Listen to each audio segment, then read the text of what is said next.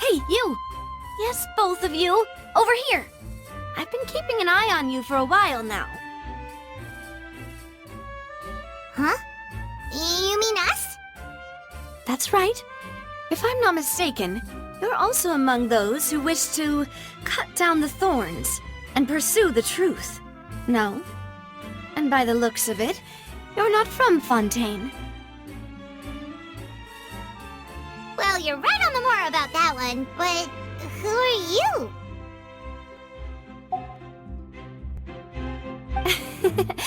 Have you never heard of the Spina di Rosula? From mediating disputes and providing protection to solving conundrums, you name it, Spina di Rosula does it. And I, Navia, have the honor of being its renowned president. Though those who play by our rules call me boss. I'm Silver, her attendant. Pleased to meet you. And I'm Melus. Demoiselle's various daily needs and affairs are under my purview. Huh? Boss? Mademoiselle? What gives with the names? Well, I am the second generation president. Melus and the others are still used to my previous title. My apologies, Demoiselle. Should you prefer, boss, I will endeavor to use that instead. No need. You don't have to call me boss. Just Navia is fine. Okay, if you say so. Not that we're members of Spina di Rosula anyway. All merely trifling details. Never mind. Now, back to the situation at hand. That's right. I've always kept an eye on the serial disappearance cases. My interest stems from a matter back from my father's time. Judging from the look of things, I find Linny an unlikely mastermind. Really? We think so too! That's why we're looking for clues now. But how did you come to that conclusion? Intuition, naturally. My unparalleled intuition. Farina was quick to point the finger at Linny without any decisive evidence whatsoever, wasn't she? But that's not uncommon for her. If you remember, the Justice had to interrupt her and ask if she was pressing charges just to keep her from getting carried away. Anyway, a trial begins the moment someone levels charges. And, of course, there was no way Farina was going to back down in that situation. Sounds more like you just don't trust the Hydro Archon. Well, what's your opinion? I must admit that she can be interesting at times, but liking her doesn't mean that I'll blindly agree with her. All right, I've answered your question. Now, it's time you answer mine. Wait a minute, did that answer count? Well, I say it does. But don't worry, you won't hear any pointless questions from me. In your opinion, do you think it's right to treat a trial like it's an opera? Well? And why would that be?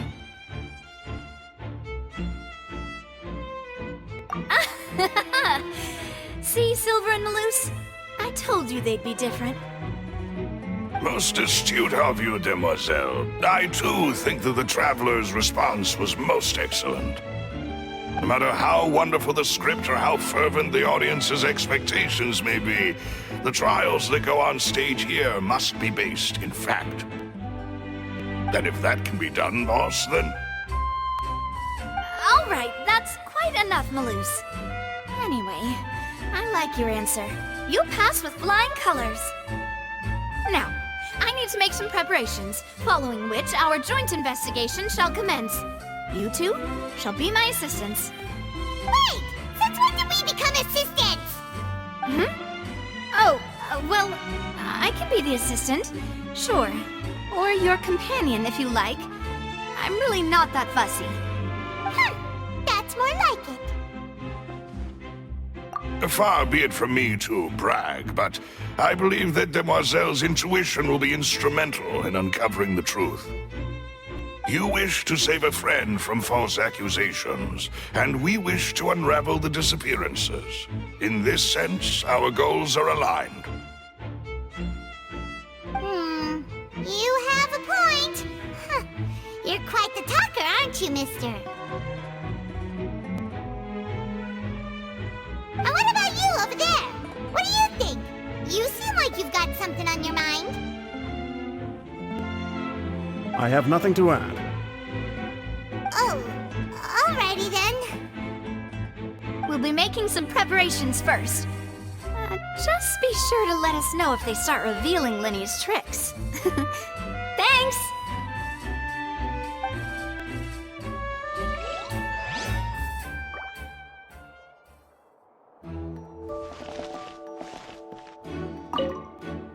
Speaking of that, I think magic shows would be very popular in Poisson.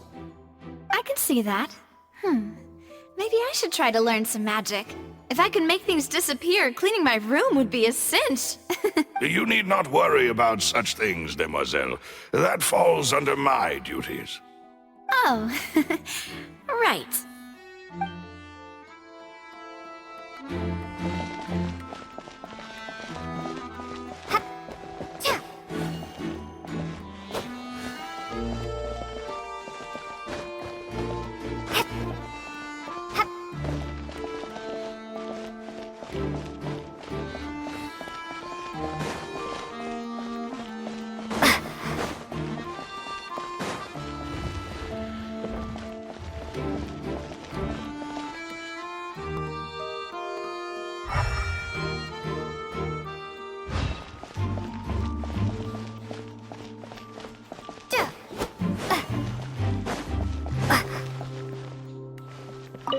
Linny's still talking to the guards.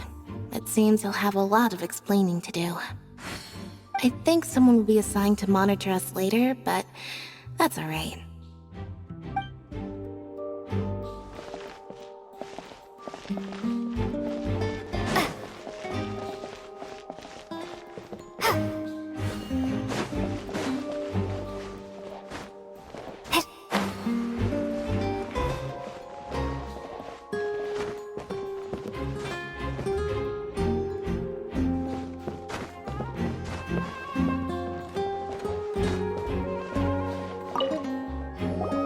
I see that you're investigating the area.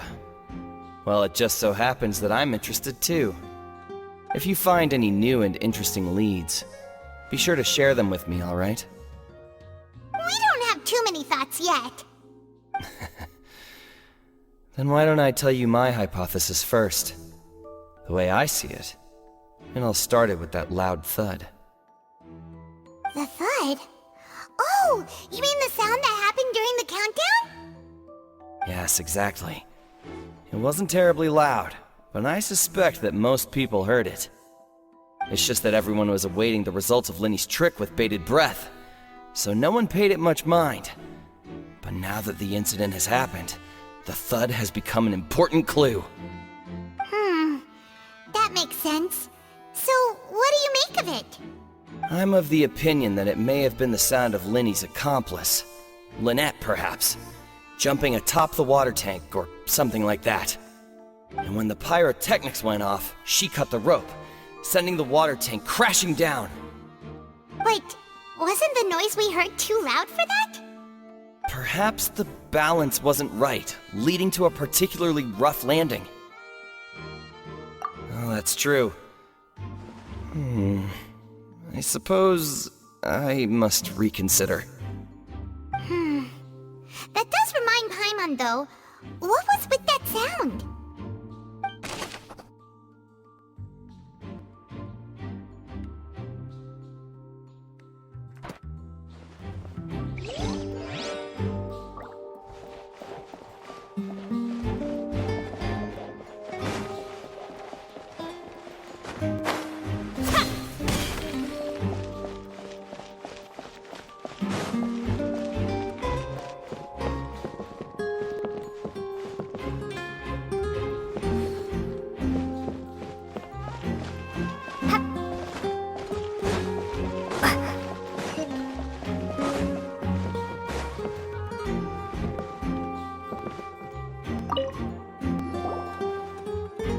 investigation team has some new findings. Turns out there's an issue with the random number selector after all. See, I told you. What if the machine picked some big guy's seat? You think the murderer would have still made his move then? Sorry to interrupt, but we're helping Linny and Lynette with their side of the investigation. What were you saying about the number selector? There's something wrong with it? You're trying to help them? That'll be a tall order. Linny used the machine to pick a random member of the audience during his performance, right? The lucky girl that later disappeared. Well, we thought there might be a serious problem with the machine, so we had it taken away for further inspection. It turns out that the seat number it picked wasn't random at all. The machine picks that same number every time.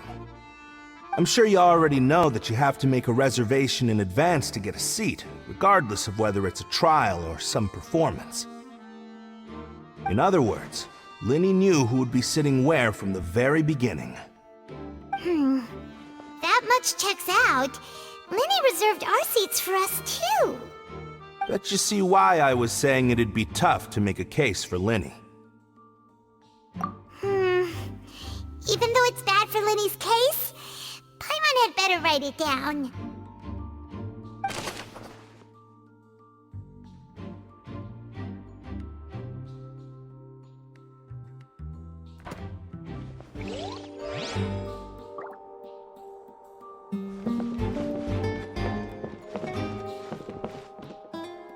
Whoever the murderer was, they must have made... People needed to register and reserve a seat for the show. That, combined with this number selector, could allow you to pick a young lady instead of some old fogey. Why would it be him? We all heard that noise, didn't we? The performance would not have been visible from where the doors were guarded. If Paimon were on duty, she would have snuck back into the audience seating.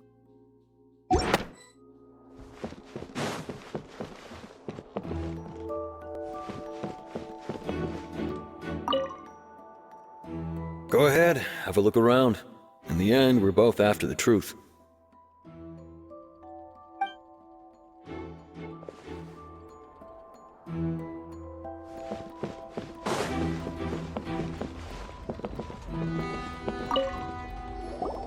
Hello there!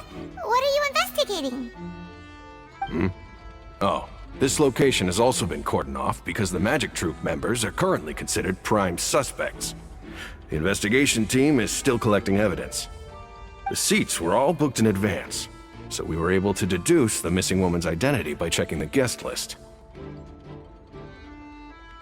Sure, it's not like this is confidential information. We will publish it later anyway when we petition the public to help us find the missing person. Her name is Halsey. She's a painter from Fontaine who's made a bit of a name for herself. Apparently, she wasn't a regular at the Opera House, but she'd been feeling some pressure with her work lately, which made her decide to come see the magic show. The Magic Troupe members all claim not to know her. We have looked into her social connections. It seems that she has no personal grievances or conflicts of interest with the suspects. Simply put, she wasn't related to the Magic Troupe at all, which matches the features of the previous serial disappearances. Were the victims of previous cases also chosen at random? That's how it seems to us, in any case. Apart from the fact that they were all young women of around the same age range, there really weren't any other connections between them. Okay then. No need to be so formal. If you do happen to see the missing girl, please be sure to contact us. It is of utmost importance that we get to the bottom of these disappearances.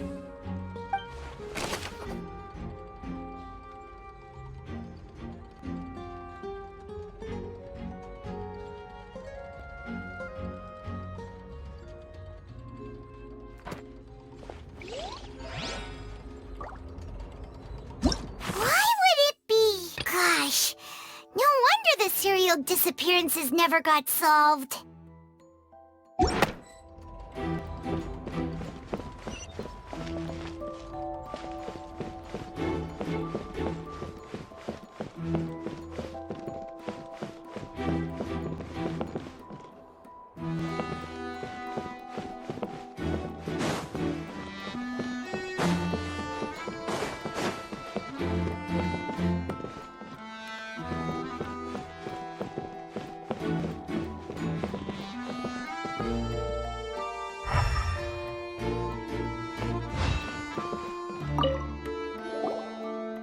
this is the rope that broke and caused the water tank to fall.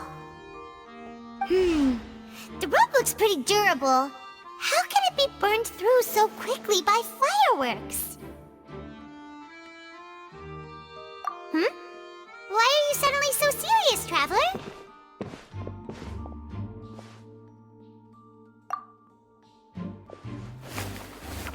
Whoa! Look! This bit is made from different material! Most of it was burned away, but there's still a little bit of it left. Huh. So if a rope meant to hold something was made with that kind of material in it, then that means... Wait!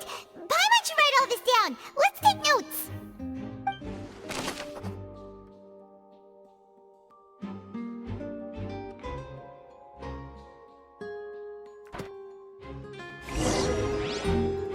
We've checked everything of note here at the performance venue. Paimon wonders how Linny's discussion with the guards is going. Let's go see, shall we? Ooh, things are getting interesting, huh? We're about to see how magic is made.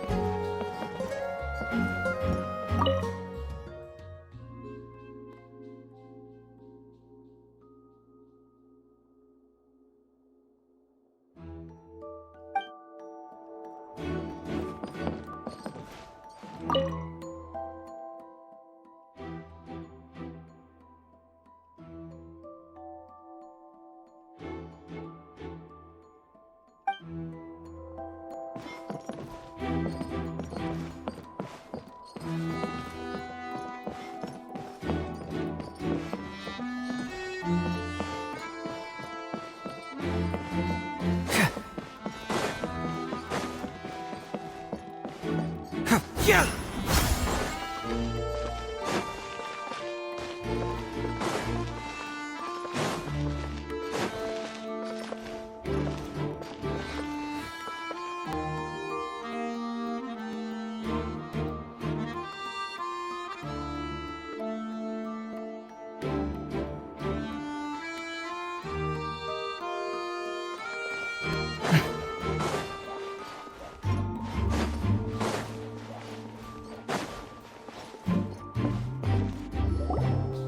Understood.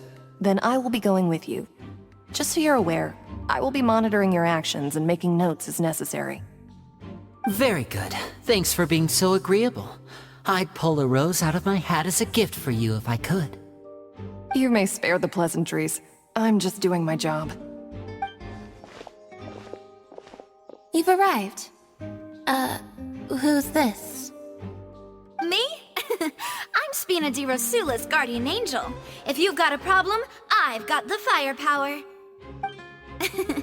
Sorry, I got a little carried away there. Call me Navia. I'm a partner of theirs, and will be helping investigate this whole situation. And these are my companions. Would you mind if they join as well? Fine by me. Oh, new helpers? I would be most grateful. Well, let's just say we're tagging along. It's not every day you get to see the secrets behind magic performed on such a large scale. I appreciate your kind interest. Come with me. We'll be heading below stage.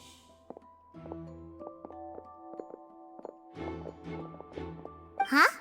Below stage? Yes, a world of secrets is hidden beneath this magic box, prepared specifically for this switcheroo trick. But before I reveal everything, you should have a look first. Notice anything strange here?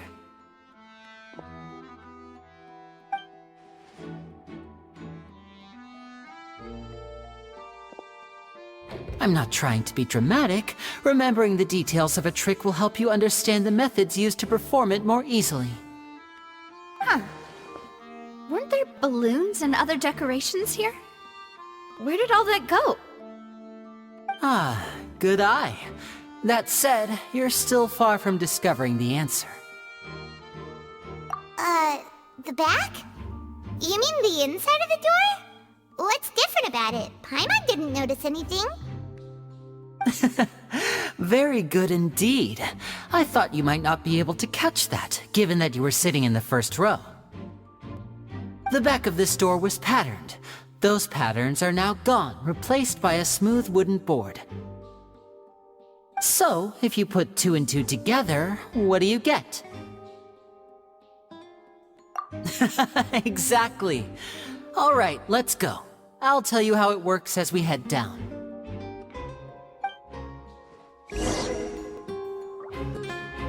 Oh, so there was a passageway under the magic box!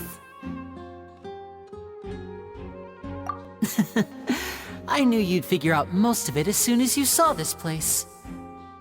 The 2 magic boxes are positioned right above the 2 entrances of the tunnel. See this flatbed trolley? The box with the lucky audience member in it would be shuttled over to the other side using the trolley. This trolley can raise and lower and even rotate, ensuring that the box will face in the right direction. I see.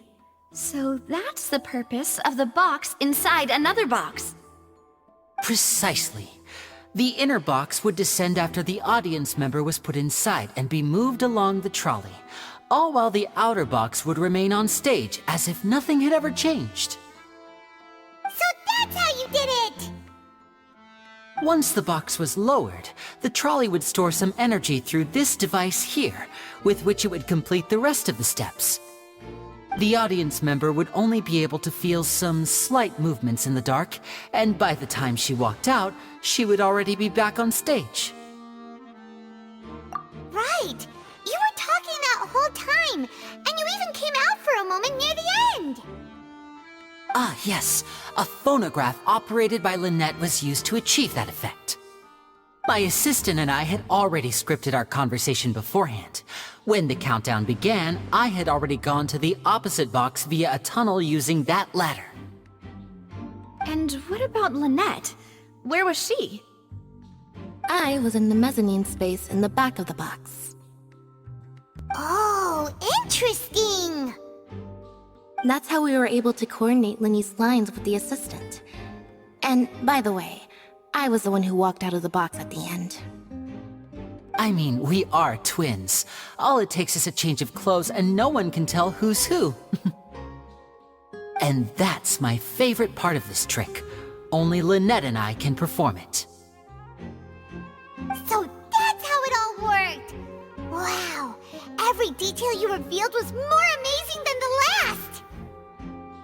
Lynette would briefly walk out of the box and then go back in, jumping into the tunnel and escaping before the box on the trolley could finish ascending. And then I walk out of the other box in the audience area, and the trick would be complete.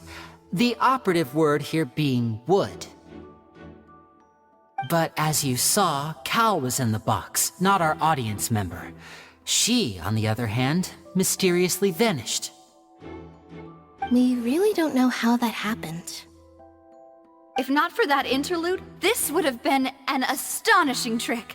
I probably never would have figured out how you pulled it off. And yet, to think that someone was able to use this magic trick to commit a crime. Could we have a look around? I think we can come up with some more leads. This is the scene of the crime, so Linny and Lynette are not permitted to stay here. I'll escort them back up. Yes, of course. No need to be so strict now. I won't disappear into thin air, you know. Thanks, everyone. We're counting on you.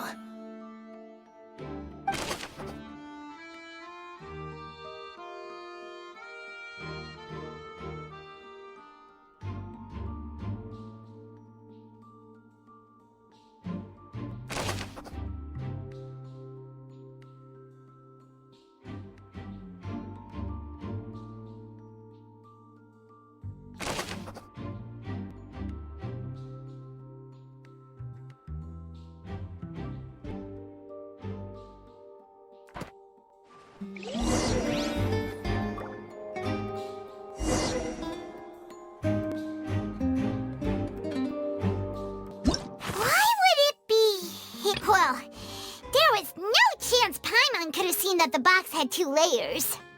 And that's why only the 2 of them can perform this trick. Digging a tunnel just for a magic trick? Whew, that must have been a lot of work.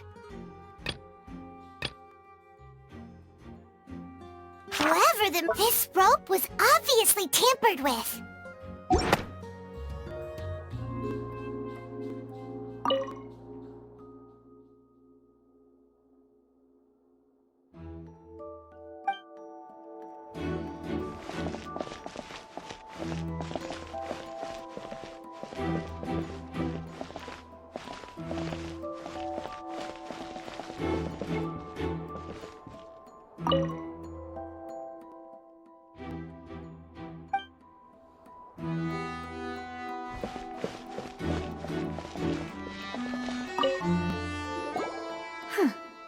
What's this? Looks like a hook tied to the end of a rope. Huh? There's all kinds of odds and ends here.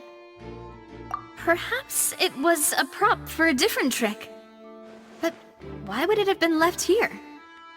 Whatever it is, let's make a note of it first.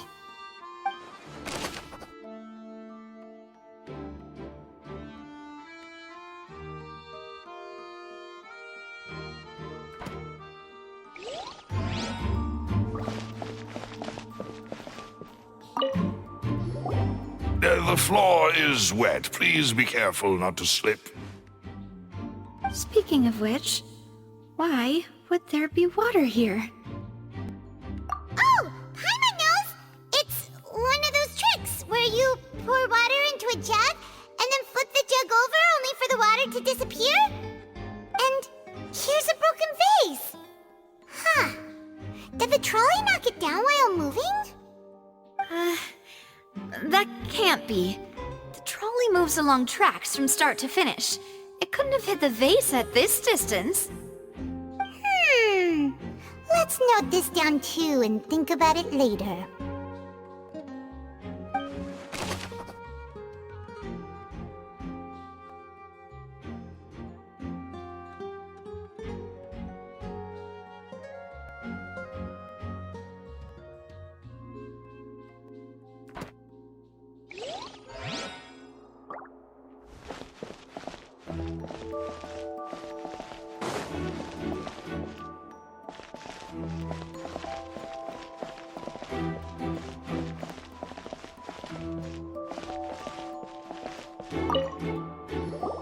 Oh, these are the clothes that the lady chosen from the audience was wearing, right? Her clothes are here, but she's nowhere to be found. Right. And do you really need to do that if you're kidnapping them? Ugh, this is so confusing. Paimon doesn't want to be a detective anymore.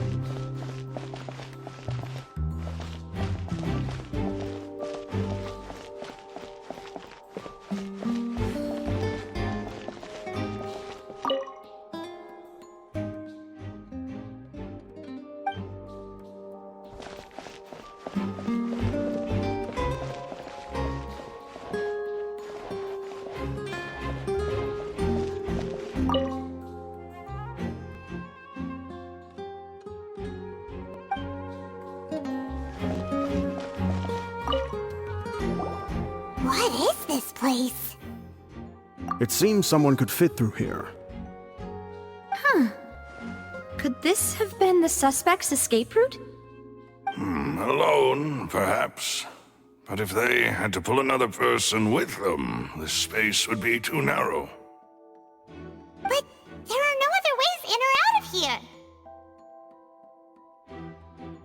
Oh, you're right! Let Paimon write that down.